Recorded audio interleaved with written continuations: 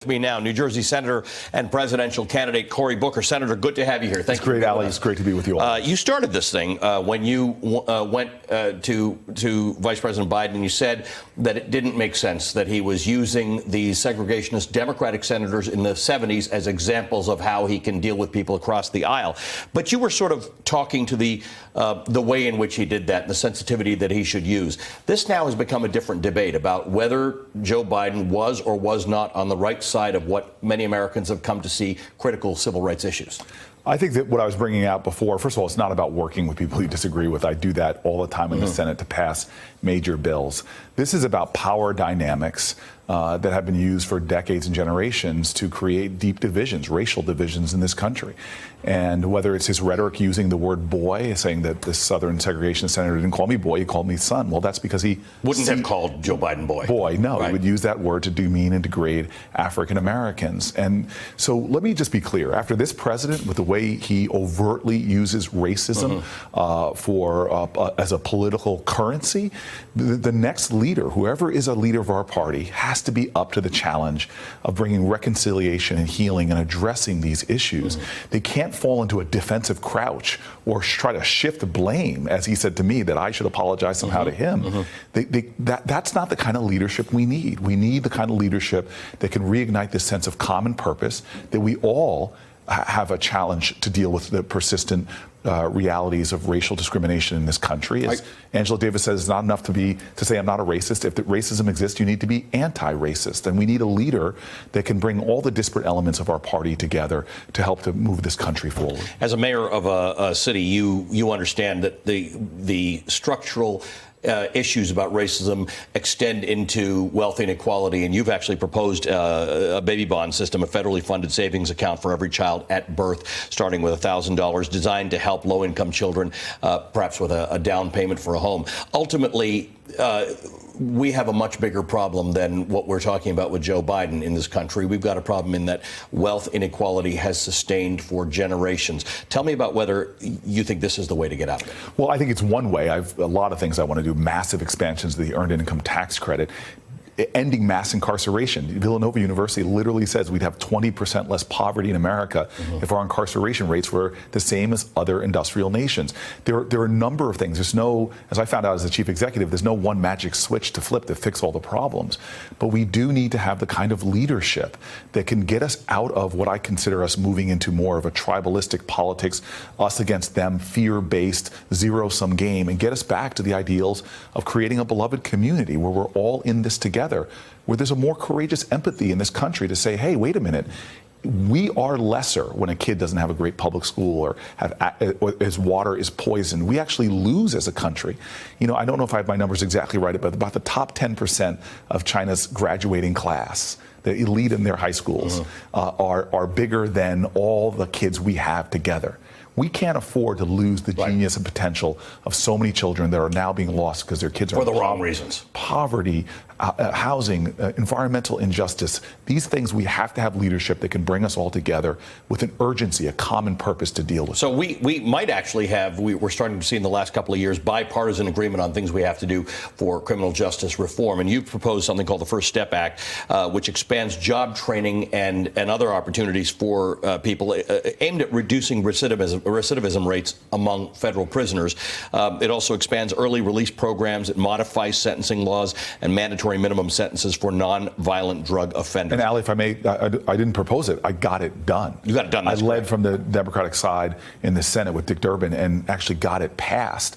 The things I've actually achieved, like a bill called Opportunity Zones that I wrote, is now bringing billions of dollars into some of the lowest areas, income areas from rural to urban, creating tens of thousands of jobs. I've used my time in the Senate, not to forget where I come from, a low-income inner city community where I live, but to actually champion bills that are going to help communities like mine across the country to actually find relief, whether it's criminal justice reform, whether it's opportunity zones, or even just in the Senate being one of those champions today. We need to make sure that Senate staffs are more diverse, more women, more people of color, because we want to have more people in the room when it happens to make sure that what is the follow-up to the First Step Act look like? I've already proposed the Next Step Act. Next Step Act. Yes, but I want to say one thing, and this is something I wish I had more time to talk about on the debate stage.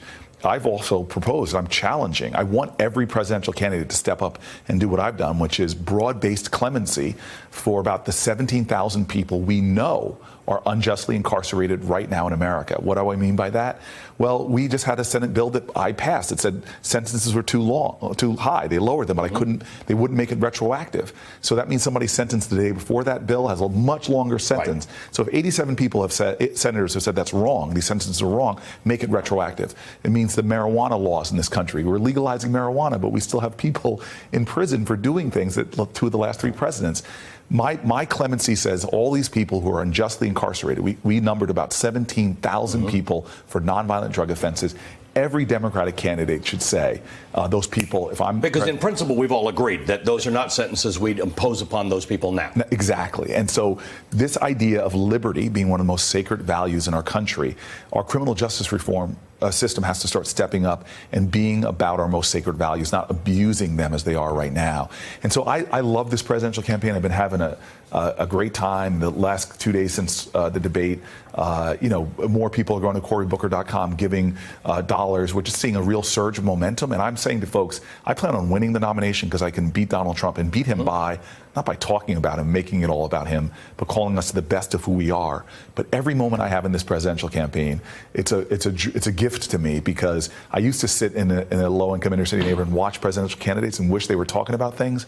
Now I have a chance to affect a national conversation. And so on this clemency plan, I'm hoping all my fellow candidates will step up and say, if I'm president, I will give clemency to these 17,000 people unjustly incarcerated. Jay Inslee sent a letter to all of you, all of his fellow candidates, asking you to participate in a climate change debate and asking the DNC to eliminate its gag rule that punishes candidates for participating in an outside climate debate. There's been a lot of criticism that there wasn't enough talk about climate. Obviously, Jay Inslee wants to talk about it more than most of the other candidates do, but what's wrong with having a climate change debate? Well, so first of all, understand, in fact, Greenpeace said the 2 best people in this field on climate are me and Jay Inslee.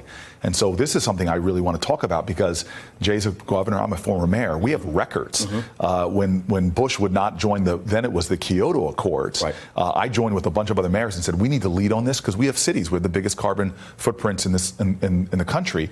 And so I have a long record on saying, not that this should be a separate issue, that every issue we talk about, from our ag policy to our Department of Transport, even to our military procurement supply chains, everything should be done with a green lens, because this is an existential threat. And if I'm president of the United States, every single department and agency will have to have a climate So then plan. You agree with Jay Inslee? I agree that for whatever the minimal amount that we talked about is absolutely unacceptable. So would you tell the DNC, would you ask the DNC to allow you? I've already said we should have a discussion on climate. And we bounced around on these debates. Having single issue debates is actually a good thing. And maybe some issues like women's reproductive rights would get a lot more discussion than a handful of minutes about the violence in our communities around guns, which are life or death, foreign policy and nuclear proliferation. I would like to see us go deeper. Let me ask you a quick question about that, because when asked about Iran, everybody else put their hands up about reinstating the JCPOA, the Iran deal. You had something else to say. You said you don't want to be committed to that by putting your hand up here because you might find a better deal. That sounded a little like Donald Trump. Well, look, first of all, I've actually had to negotiate really tough deals in my life as a chief executive. And the last thing I'm going to do, especially to a foreign adversary, is before I even get in that seat, telegraph to them what I'm going to do. They don't have to negotiate. They don't have to sit with me then. I'm keeping all options on the table because there is a crisis in the Middle East, and Iran is a despicable, bad actor. And so I'm going to do everything I can through diplomacy, not the march to war we have, with my allies to make sure that I'm leveraging everything I can off the table. The deal, I said this when I supported the deal. I said it's an imperfect deal. And now situations are changing. Why lock myself into a position when I'm dealing with life or death foreign policy issues? I think that's something that I would never do in a negotiation. Senator Cory Booker, good to see you as always. Ali, it's great to see you. Thank you for being here, sir. Thank you. There should be a debate with just the bald Just candidates. the bald guys. That's moderated by Ali Velshi. Yes. Good to see you, sir. Cory Booker, 2020 Democratic presidential candidate and senator from New Jersey. Hey there, I'm Chris Hayes from MSNBC. Thanks for watching MSNBC on YouTube. If you want to keep up to date with the videos we're putting out, you can click subscribe just below me or click over on this list to see lots of other great videos.